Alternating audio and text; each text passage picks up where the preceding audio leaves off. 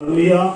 దేవుని నామానికి మహిమ కలుగును గాక. త్రియేక దేవుని నామంలో ఈ పునరుద్ధానకుడికి చేసిన మీ అందరికను, అలాగే శబ్ద యంత్రం ద్వారా వింటున్న ప్రతి వేడుకను, అలాగే లైవ్ లో ఉన్న ప్రతి వేడుకను యేసుక్రీస్తు ఘనమైన నామంలో ప్రత్యేకమైన వందనాలు తెలియజేస్తున్నాం. అందరికీ వందనాలు. మంచిది ప్రియ దేవుని బిడ్డారా, ఈ సమయంలో వాక్య ధ్యానంలోకి వెళదాం. ఈరోజు మన అంశము దేవుని గణపరిచే వ్యక్తివా లేక అనే అంశాన్ని ధ్యానిద్దాం. దానియేలు గ్రంథము 5వ అధ్యాయము, దానియేలు గ్రంథము 5వ అధ్యాయము 23వ వచనాన్ని ధ్యానిద్దాం. చివరి వచనాల్లో, నీ ప్రాణమును నీ సకల మార్గములను ఏ దేవుని వశము ఉన్నవో ఆయన నువ్వు గణపరచలేదు. వాక్యాన్ని ధ్యానించే ముందు ప్రార్థనలోకి వెళ్దాం. స్తోత్రం స్తోత్రం స్తుతి స్తోత్రాలన్నా ఈ సమయంలో ఈ వాక్యాన్ని మేము ఈ అంశాన్ని బట్టి వాక్యం ధ్యానించబోతుండగా అందులో ఉన్న ప్రతి రూపైన మర్మాలు మాకు అనుగ్రహించమని, ఆ వాక్యానుసారమైన జీవితాన్ని మేము జీవించి ఆ కృపను మాకు అనుగ్రహించి మీరే మహిమపడము. నిజమైన యేసుక్రీస్తు ఘనమైన నామంలో మీకు అడిగి ప్రార్థించి వేడుకుంటున్నాం తండ్రి. ఆమేన్. హల్లెలూయా. మంచిది ప్రియ దేవుని బిడ్డలారా, నీ ప్రాణమును నీ సకల మార్గములను ఏ దేవుని వశమున ఉన్నవో ఆయనను నీవు గణపరచలేదు అనేటటువంటి మాటను ప్రియ దేవుని బిడ్డలారా దేవుని వాక్యం సెలవిస్తుంది. దేవుడు బెల్షస్సరు అనేటటువంటి రాజు, ప్రియ దేవుని బిడ్డలారా, రాజు గురించి దేవుడు మాట్లాడుతున్నాడు. బెల్షస్సరు అనేటటువంటి రాజు ప్రియ దేవుని బిడ్డలారా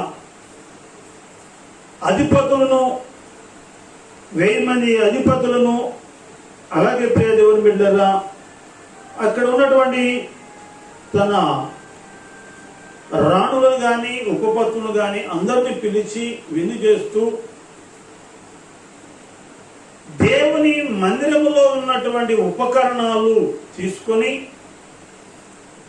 దేవుని పరిశుద్ధమైనటువంటి మందిరములో ఉన్నటువంటి దేవుని పరిశుద్ధమైన ఉపకరణాల్లో ద్రాక్ష రసం పోసుకొని వారు విందు చేస్తూ ఉన్నారు. ప్రియ దేవుని బిడ్డలారా, విందు చేస్తూ ఉన్నప్పుడు ఆ విందు కార్యక్రమాల్లో ఉన్నటువంటి రాజును, అలాగే అధిపతులు, రాణులు, ఉపపత్తులు అందరూ కూడా యెరూషలేములో ఉన్నటువంటి దేవుని మందిరంలో ఉన్న దేవుని ఉపకరణాలు, బంగారవి గాని, వెండివి గాని, రాగి గాని, ఇతరవి గాని, విలువైన వాటి అన్నిటిని కూడా బెల్షస్సరు యొక్క తండ్రి అయిన నెబుకద్నెజరు వాటిని తీసుకుని వెళ్ళినప్పుడు వాటిలో నెబుకద్నెజరు యొక్క కుమారుడైన బెల్షస్సరు, అలాగే విందుకు వచ్చినటువంటి వారందరూ కూడా ఈ యొక్క కార్యక్రమంలో దేవుని పరిశుద్ధమైన ఉపకరణాల్లో విందు పోసుకొని యొక్క మద్యం లేదా ద్రాక్షరసం పోసుకొని ఆ కార్యక్రమంలో వారు చిందులు వేస్తూ ఉంటే ఆ విషయాన్ని గ్రహించిన దేవుడు, నా పరిశుద్ధమైనటువంటి ఆలయంలో ఉన్న ఉపకరణాలు మీరు ద్రాక్షరసం పోసుకొని మీరు త్రాగుతున్నారు అని చెప్పి దేవునికి కోపం వచ్చి తన దేవుని యొక్క చేతి వ్రాత ద్వారా ఒక గోడ మీద రాశాడు. ఏమని రాశాడంటే మెనే మెనే టేకెల్ ఉపాసిల్ అని రాశాడు. దాని అర్థం ఏంటో రాజు అయినటువంటి బెల్షస్సరుకు తెలియదు. అప్పుడు ప్రియ దేవుని బిడ్డారా దానియేలును పిలిపించి, లేదా అక్కడ ఉన్నటువంటి శకునగాండును, జ్ఞానవంతుల్ని, ఆ దేశంలో ఉన్నటువంటి అనేక మంది శకునగాండులను, లేకపోతే అక్కడ ఉన్నటువంటి విద్య కలిగిన అనేక మంది జ్ఞానవంతులు వారందరూ పిలిచినా కూడా దాని భావం చెప్పలేకపోతే దానియేలును పిలిచి అడిగినప్పుడు దానియేలు చెప్తున్నాడు, అయ్యా నీవు దేవుని పరిశుద్ధాలయంలో ఉన్నటువంటి ఆ పరిశుద్ధమైన ఉపకరణాల్లో మీరు ద్రాక్షరసం పోసుకుని తాగారు. ఏ దేవుని వశంలో నువ్వు ఉన్నావో, ఏ దేవుని మార్గంలో వెళ్తున్నావో ఆ దేవుని గణపరచాల్సిన నీవు ఆ దేవుని గణపరచలేదు. కాబట్టి ఇక దేవుడు అంటున్నాడు, దేవుడు సెలవిచ్చిన మాట ఏంటంటే మెనే మెనే టేకెల్ ఉపాసిల్ అంటే మెనే అనగా దేవుడు నీ ప్రభుత్వ విషయంలో లెక్క చూసి దాన్ని ముగించేశాడు. ఇక అయిపోయింది నీ ప్రభుత్వం, లేదా నువ్వు చేసే పరిపాలన ఈ రోజుతోనే ముగించబడింది. ఎందుకనంటే దేవుడు నిన్ను రాజుగా చేశాడు. నిన్ను రాజుగా చేసిన దేవుడు నువ్వు గణపరచాల్సింది పోయి ఏ అధికారం లేని, లేకపోతే ఏ శక్తి లేని వాటిని నువ్వు ఆరాధిస్తున్నావు కాబట్టి, గణపరుస్తున్నావు కాబట్టి దేవుడు నీ ప్రభుత్వానికి లెక్క చూశాడు. ఇక ముగించబడింది. ఇక టెకేల్ అనగా నిన్ను త్రాసులో తూయిగా నువ్వు ఎలా ఉన్నావంటే తక్కువ వాడిగా కనబడ్డావు దేవుని దృష్టికి. ఇక ప్రియదేవుని ఉపార్చన అంటే పెరెస్ అంటే నీ రాజ్యం నీ యొద్ద నుండి విభాగింపబడి నీ పొరుగువాడైనటువంటి మాదీయులకు పార్సుల యొక్క రాజ్యానికి దేవుడు అప్పగించేశాడు. ఇక నీ పని అయిపోయింది అని దేవుడే తన చేతితో రాశాడు అని సెలవిచ్చాడు. హల్లెలూయా, హల్లెలూయా. ఈ మాటలుంటున్న ప్రియ సహోదరి సహోదరుడా, నీకు ఏ అధికారం అయితే దేవుడు ఇచ్చాడో, నువ్వు అనుకుంటున్నావేమో ఒక ఉన్నతమైన ఉద్యోగంలో ఉంటే ఇది నా కష్టార్జితం, లేకపోతే నేను బాగా జ్ఞానంతో బాగా కష్టపడి చదివి ఉద్యోగాన్ని సంపాదించుకున్నాను నా ఇష్టం అని ఒకవేళ నువ్వు అనుకుంటున్నావేమో, ఆ జ్ఞానం ఇచ్చింది దేవుడు అనే విషయాన్ని గ్రహించు. నీకు ఆ ఉద్యోగాన్ని ఇచ్చింది దేవుడే అనే విషయాన్ని నువ్వు గ్రహించు. నువ్వు చేస్తున్న ఆ ఉద్యోగంలో దేవుణ్ణి గణపరచకుండా నిన్ను నువ్వు గణపరుచుకునే విధంగా, లేకపోతే లోకాన్ని గణపరిచే వ్యక్తిగా ఒకవేళ నువ్వు ఉన్నావేమో జాగ్రత్త. బెల్షాజరు యొక్క రాజ్యాన్ని తీసివేసిన దేవుడు, రాజైనటువంటి బెల్షాజరు యొక్క ఘనతను, పేరు ప్రఖ్యాతను తొలగించేసినటువంటి దేవుడు నీ ఉద్యోగాన్ని కూడా ఒకవేళ తొలగించే అవకాశం ఉందనే విషయాన్ని నువ్వు గ్రహించు. ఒకవేళ నీవు ఏ అధికారంలో నీవు ఉన్నావేమో, ఒకవేళ ఈ అధికారము నేను సంపాదిస్తే వచ్చిన ఈ అధికారము అని నువ్వు అనుకుంటున్నావేమో, చాలా మంది అధికారులు ఉన్నారు, చాలా మంది ప్రభుత్వాన్ని ఏలిన వారు ఉన్నారు. కానీ ఎవరు కూడా శాశ్వతంగా ఆ అధికారంలో సింహాసనం మీద కూర్చోలేదు అనే విషయాన్ని నువ్వు గ్రహించాలి. ఎందుకనంటే దేవుణ్ణి గణపరిస్తే మరొక 5 సంవత్సరాలు ఉండగలుగుతావు. దేవుని గణపరచకపోతే 5 సంవత్సరాలు నీ ప్రభుత్వాన్ని దేవుడు కూల్చివేస్తాడు అనే విషయాన్ని నువ్వు గ్రహించాలి. ఈ మాటలు విన్నప్పుడు ఆ సహోదరి సహోదరుడా, నువ్వు ఎక్కడున్నావో, ఏ స్థితిలో ఉన్నావో, ఏ పరిస్థితిలో నువ్వు ఉన్నావో, ఒకవేళ నీ కలిగినటువంటి ధనాన్ని బట్టి, ఒకవేళ నీ కలిగిన డబ్బును బట్టి, నీ స్థితిని బట్టి ఒకవేళ నీవు గర్వపడుతున్నావేమో, ఈ మాటలు విన్నప్పుడు ఆ సహోదరి సహోదరుడా, నీకిచ్చిన ధనాన్ని నీవు దేవుని పని కొరకు నమ్మకంగా ఖర్చు చేయి. అంతేగాని ఆ ధనాన్ని చూసుకొని గర్వపడుతూ పేదరికంలో ఉన్నటువంటి వారినో, లేకపోతే నీకంటే తక్కువ వారినో తృణీకరించే వ్యక్తిగా ఒకవేళ నువ్వు ఉంటే, నీ దగ్గర నుంచి ఆ ధనాన్ని తొలగించి వేస్తాడో, నీ దగ్గర ఉన్నటువంటి ఆ యొక్క ఏదైతే నువ్వు కలిగి ఉన్నావో దాన్ని తొలగించి వేశాడంటే ఇక నువ్వు ఎందుకు పనికిరావు అనే విషయాన్ని నువ్వు గ్రహించు. ఈ ఉదయకాలంలో దేవుడు నీతోనే మాట్లాడుతున్నాడు సహోదరి సహోదరుడా. దేవుడు వాక్యం సెలవిస్తుంది. మొదటి సమూయేలు గ్రంథము 2వ అధ్యాయము 30వ వచనంలో, నన్ను గణపరచు వారిని గణపరుస్తాను, నన్ను తృణీకరించు వారిని తృణీకరిస్తాను అని దేవుని వాక్యం సెలవిస్తుంది. ఎవరైతే ఏ పరిస్థితిలో ఉన్నారో, ఎవరైతే ఏ స్థితిలో ఉన్నారో ఆ స్థితిలో దేవుని గణపరచగలిగితే, దేవుని గణపరచడం అంటే అర్థం ఏంటంటే దేవుని మాట వినడమే. దేవుని గణపరచడానికి నువ్వు చేయాల్సిన పని ఏమీ లేదు. దేవుని గణపరచడం అంటే అర్థము దేవుని మాట వినడము. ఏ స్థితి నీకు ఇచ్చాడో, ఏ పరిస్థితుల్లో నువ్వు ఉన్నావో, ఏ ఉద్యోగంలో లేదా ఏ అధికారంలో నువ్వు ఉన్నా, అధికారంలో దేవునికి మాత్రం నువ్వు లోబడే వ్యక్తిగా నువ్వు ఉండాలి. ఈ మాటలు విన్నప్పుడు ఆ దేవుని బిడ్డగా, నన్ను ఎవరైతే గణపరుస్తారో నేను వారిని గణపరుస్తా, ఒకవేళ ఎవరైతే నన్ను తృణీకరిస్తారో వారిని నేను తృణీకరిస్తాను అని దేవుని వాక్యం సెలవిస్తుంది. బెల్షాజరు దేవుని క్రింద ఉన్నావు. నీవు ఏదైతే ఏ పరిస్థితిలో నువ్వు ఉన్నావో, ఏ స్థితిలో నువ్వు ఉన్నావో, నువ్వు ఏ స్థితిలో ఉన్నా ఆ స్థితిలో దేవుడిని కనపరచు. నీకు ఇచ్చింది కొద్దిగా అయితే ఆ కొద్దిలో నువ్వు దేవుడికి నమ్మకంగా ఉండు. ఆ తర్వాత దేవుడిని ఉన్నతమైన స్థితిలోకి దేవుడు నిన్ను తీసుకుని వెళ్తాడు. చేసేది నువ్వు చిన్న ఉద్యోగమా, చిన్న ఉద్యోగమైనా పర్లేదు, ఆ ఉద్యోగాన్ని ఇచ్చింది నేను ప్రకటిస్తున్నా నా దేవుడే. నువ్వు కలిగింది కొద్దిగైనా, నీకున్న ఇల్లు కొద్దిగైనా, నీకున్న ఇల్లు కొంచెం చిన్నదే అయినా, ఆ చిన్న ఇంటిలో దేవునికి నమ్మకంగా ఉండవు. దేవా, ఈ ఇల్లు కూడా లేని వారు చాలా మంది ఉన్నారయ్యా, కానీ నాకు ఒక చిన్న మంచి గృహం ఇచ్చావు అని దేవునికి అనుకోవచ్చు. ఆ తర్వాత మంచి గృహాన్ని దేవుడు నీకు అనుగ్రహిస్తాడు. ఇగో చిన్న ఉద్యోగమేనా ప్రభు, ఈ చిన్న ఉద్యోగం లేక ఎంతో మంది బాధపడుతున్న వారు ఉన్నారయ్యా, ఈ ఉద్యోగాన్ని ఇచ్చినందుకు నీకు స్తోత్రాలు అని ఆయన గనపరచు. ఒక ఉన్నతమైన మంచి ఉద్యోగంలో నిన్ను స్థిరపరుస్తాడు. కానీ ఉద్యోగాలు, అనేక ఉద్యోగాలు నువ్వు మారుకుంటూ, ఇదిగో ఈ ఉద్యోగం కాదు ఆ ఉద్యోగం అనుకుంటూ నువ్వు రకరకాలుగా అనేక ప్రాంతాలు అనేక ఉద్యోగాలకు నువ్వు వెళుతూ ఉంటే దేవుని అవమానపరిచిన వ్యక్తిగా ఉంటావు. ఏ ఉద్యోగం నీకు లేకుండా ఆ వీధిని పడి తిరిగే వ్యక్తిగా నీవు ఉండాల్సినటువంటి పరిస్థితి వస్తుంది. బెల్షస్సరు పరిస్థితి అదే అయింది ప్రియ దేవుని బిడ్డరా. బెల్షస్సరు యొక్క తండ్రి అయిన నెబుకద్నెజరు ప్రియ దేవుని బిడ్డరా, ప్రపంచాన్ని మొత్తాన్ని జయించాడు.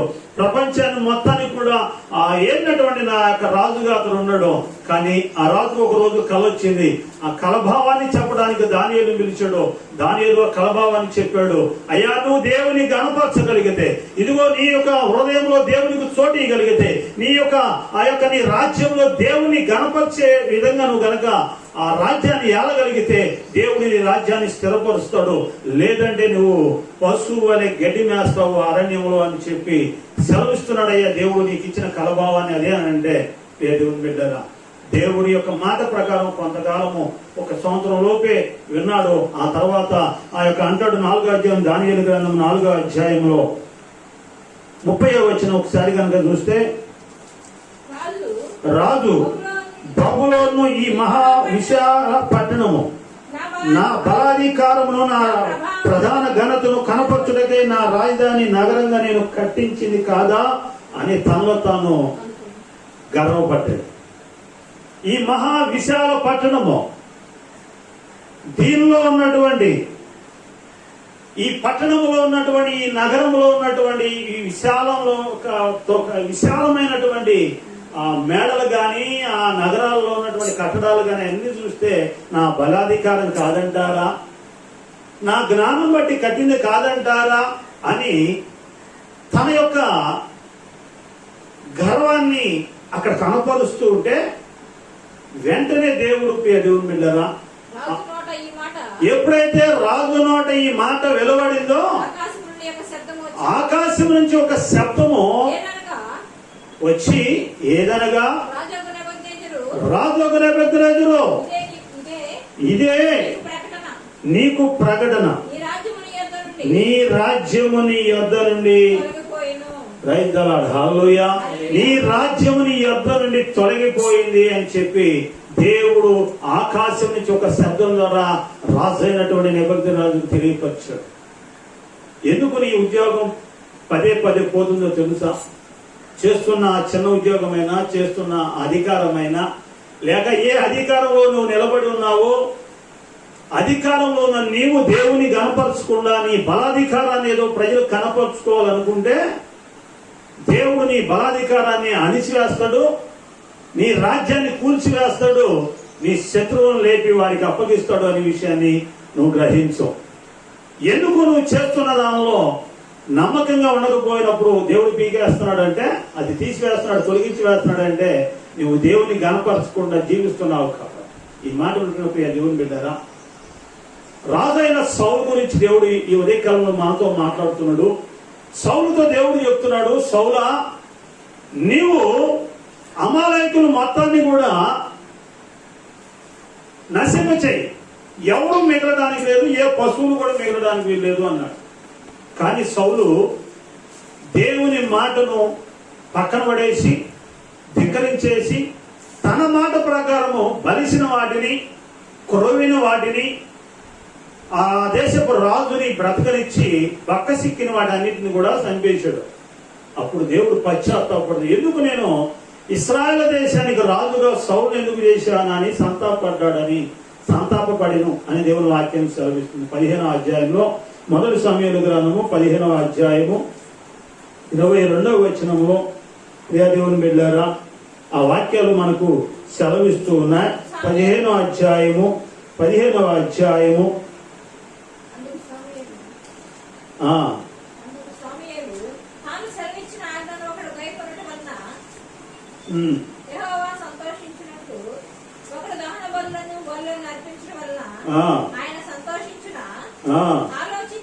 ఆలోచించు. బలులు అర్పించుట కంటే ఆజ్ఞలను గైకొనుటయు, పొటేళ్లు క్రొవ్వు అర్పించుట కంటే మాట వినుటయు శ్రేష్టము అంటున్నాం. దేవుని మాట వినడం అది శ్రేష్టము. నువ్వు బలు అర్పించడం వలన దేవుడు సంతోషిస్తాడని ఒకవేళ అనుకుంటున్నావేమో. ఏ గొర్రెనో మేకనో కోళ్ళో అర్పించేస్తే దేవుడు ఆనందపడతాడు, సంతోషపడతాడు అనుకుంటున్నావేమో. ప్రియ దేవుని బిడ్డలారా, నువ్వు అర్పించే ఆ బలు దేవుడికి అవసరం లేదు. కానీ తన పోలికి చొప్పున చేసుకున్న నిన్ను దేవుడు కోరుకుంటున్నాడు. నీ హృదయం కావాలని ఆశపడుతున్నాడు. ఆయన మాటను వినాలని ఆయన ఆశపడుతున్నాడు. శ్రేష్టమైనది ఏది అంటే ఆయన మాట వినడమే శ్రేష్టం. అదే ఆయన గణపరచడం అంటే పేరు. ప్రియ దేవుని బిడ్డలారా, సౌలు దేవుడు రాజుగా చేశాడు, దేవుడే చేశాడు. ఇశ్రాయేలు ప్రజలు కోరుకుంటున్నారు, ప్రభువా మాకు ఒక రాజు కావాలి అని ఇశ్రాయేలు ప్రజలు కోరుకుంటున్నారు. ఎందుకు? నేనున్నా కదా మీకు ఆ రాజుగా న్యాయం అన్నిటికీ నేనే ఉన్నాను, మిమ్మల్ని నడిపిస్తాను, మంచి మార్గం దేవుడు అంటుండే. కాదు మాకు ఒక రాజు కావాలి అంటే దేవుడు సౌలుని ఎన్నుకొని దేవుడు రాజుగా సౌలుని నిలబెట్టాడు. కానీ అలాంటి దేవుడు ఏర్పరచుకున్న రాజైన సౌలు దేవుని మాట వినకుండా ఆ విషయంలో దేవునికి వ్యతిరేకంగా ఏదైతే దేవుడు కోరుకున్నాడో ఆ పని చేయకుండా దేవునికి వ్యతిరేకమైన పని చేశాడు. దేవుడికి కోపం వచ్చింది. వెంటనే దేవుడు సెలవిస్తున్న మాట ఏంటంటే ఆ 15వ అధ్యాయంలో ప్రియ దేవుని బిడ్డలారా 28వ వచనంలో అంటాడు, అప్పుడు సమూయేలు అతనితో ఇట్లనెను, నేడు యెహోవా ఇశ్రాయేలుల రాజ్యమును నీ చేతుల నుండి లాగివేసి నీకంటే ఉత్తమవాడైన నీ పొరుగు వానికి దాన్ని అప్పగించి ఉన్నాడు అంటున్నాడు. ప్రేతలు హల్లెలూయా. చూడండి, దేవుడు రాజుగా సౌలు చేశాడు. దేవుడు రాజు నా మాట వింటాడులే, సౌలు నా మాట వింటాడు అనే నమ్మకంతో సౌలుని ఆ రాజ్యం మీద అధికారాన్ని ఇచ్చాడు. సౌలుకి మొత్తం అధికారం అంతా కూడా రాజుగా చేశాడు. ఎక్కడో ఒక పనికిరాని వ్యక్తి అతను. అలాంటి వ్యక్తిని తన రాజ్యం మీద పరిపాలన చేసి ఒక రాజుగా చేస్తే ఆయన ఆ మాట వినకపోతే ప్రియ దేవుని బిడ్డలారా, వెంటనే దేవుడు సౌలు చేతిలోంచి రాజ్యాన్ని లాగివేసి సౌలు శత్రువుగా ఉన్నటువంటి దావీదుకి ఆ రాజ్యం మీద అధికారాన్ని అప్పగించాడు. ప్రైజ్లార్డ్ హల్లెలూయా. బాలుడైనటువంటి దావీదు ఎందుకు సౌలుకు శత్రువుగా దావీదుకి అప్పగించాడంటే దావీదు దేవుణ్ణి గణపరిచినటువంటి వ్యక్తి. ప్రైజ్లార్డ్ హల్లెలూయా. చిన్నతనం నుంచే దేవుని యందు భయభక్తులు కలిగిన వ్యక్తి, చిన్నతనం నుంచే దేవుణ్ణి స్తుతించినటువంటి వ్యక్తి, చిన్నతనం నుంచే దేవుని యందు నమ్మకం కలిగిన వ్యక్తి దావీదు. కాబట్టి దేవుడు ఏర్పరచుకున్న సౌలు చేతిలో నుంచి ఎప్పుడైతే దేవుని మాట వినలేదో సౌలు, అప్పుడు సౌలు చేతిలో ఉన్న రాజ్యాన్ని తీసివేసి ఆ రాజ్యాన్ని సౌలుకు శత్రువుగా ఉన్న దేవునికి ఇష్టంగా ఉన్న ఆ దావీదు చేతికి దేవుడు ఆ రాజ్యాన్ని దేవుడు అప్పగించినట్లుగా మనం చూస్తూ ఉన్నాం. ఈ మాట వింటున్న ప్రియ సహోదరుడా, ఈ మాటలు వింటున్న నీవు కూడా ఒకవేళ ఏ అధికారంలో నీవు ఉన్నావో అధికారం శాశ్వతంగా ఉండాలి అంటే నేను ప్రకటిస్తున్న దేవునికి నువ్వు లోబడాలి. ఒకవేళ నీ బలాధికారాన్ని బట్టో, నీ గర్వాన్ని బట్టో, నీకున్న అధికారాన్ని బట్టో గర్వానుడు అయితే కొద్ది కాలంలోనే నీ యొద్ద అన్న దాన్ని లాగివేస్తాడు నా దేవుడు అనే విషయాన్ని నువ్వు గ్రహించు. అది ఉద్యోగం కావచ్చు, అధికారం కావచ్చు, పరిపాలన కావచ్చు, అది ఏదైనా కానీ నువ్వు ఏ స్థితిలో నువ్వు ఉన్నావో ఆ స్థితిలోంచి పడవేసే దేవుడు నా దేవుడు. ఆ స్థితిలో పడిపోయిన నిన్ను లేపగలిగి ఆ స్థితిలో మరలా అక్కడ నిలబెట్టగలిగిన దేవుడు, ఉన్నతమైన స్థితిలో నిలబెట్టగలిగిన దేవుడు, నేను ప్రకటిస్తున్న దేవుడు అనే విషయాన్ని నువ్వు గ్రహించాలి. నాకు మనం చెప్పుకున్నాం, రాజు అయిన నెబుకద్నెజరు రాజుని పశువులు అరణ్యంలో ఏంటంట పశువుల వలె గడ్డి మేసాడు అని, అంటే ఆయన అధికారాన్ని తొలగించేశాడు దేవుడు. అరణ్యంలోకి వెళ్ళి పశువుల వలె ఆ అరణ్యంలో మనసులోనే తిరిగిలాడినటువంటి వ్యక్తి మళ్ళా పశ్చాత్తాపడ్డాడు నెబుకద్నెజరు రాజు. నేను చేసిన తప్పు అయ్యా, దయతో నన్ను క్షమించు. ఎందుకంటే తెలుసా, ఈ మనిషి యొక్క రాజ్యం మీద, మనుషుల రాజ్యం మీద అధికారము దేవాది దేవుడికి ఒక్కడికే ఉంది. ఈ లోకంలోకి ఎవరికి లేదు. అధికారం అంతా మనుషుల మీద అధికారం అంతా కూడా దేవునికే ఉంది. కాబట్టి ఆ దేవుని యొక్క బలాధికారం కింద నీవు నేను ఉన్నావు అనే విషయాన్ని గ్రహించాలి. పశ్చాత్తాపడ్డ నెబుకద్నెజరు మళ్ళా ఆ అధికారాన్ని దేవుడు అనుగ్రహించాడు. కానీ ప్రియ దేవుని బిడ్డలారా, ఆ నెబుకద్నెజరు యొక్క కుమారుడైన బెల్షస్సరు పశ్చాత్తాపడలేకపోయాడు, తప్పు ఒప్పుకోలేకపోయాడు. కాబట్టి ఆ అధికారాన్ని దేవుడు తీసివేసి తన శత్రువులైనటువంటి మాదీయులకు పార్శులకు అప్పగించినట్టుగా మనం చూస్తూ ఉన్నాం. ఈ మాటలు ప్రియ సహోదరి సహోదరా, నన్ను గణపరచు అని నేను గణపరుస్తాను అని దేవుని వాక్యము సెలవిస్తుంది.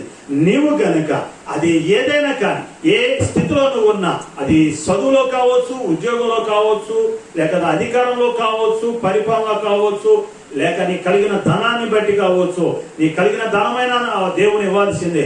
అది దేవుడు ఇవ్వకుండా నీకు దేన్ని కూడా నువ్వు రూపాయి సంపాదించలేవు అనే విషయాన్ని నువ్వు గ్రహించు. ఉద్యోగం నీకు కావాలన్నా, ఉద్యోగం నుంచి నిన్ను పీకేయాలన్నా అది దేవునికి మాత్రమే సాధ్యము.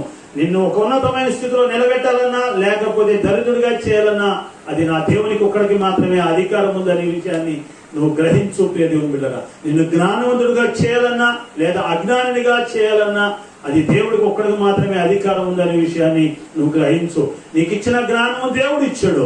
ఆ దేవుడిచ్చిన ఆ జ్ఞానాన్ని దేవుడిని నువ్వు గణపరచగలిగితే, ఆ దేవుని మాటను వినగలిగితే నిన్ను ఒక ఉన్నతమైన స్థితిలో దేవుడు నిలబెట్టగలుగుతాడు. ప్రియ దేవుని బిడ్డలారా, నీకు కలిగిన దానిలో దేవునికి నమ్మకంగా ఉండు.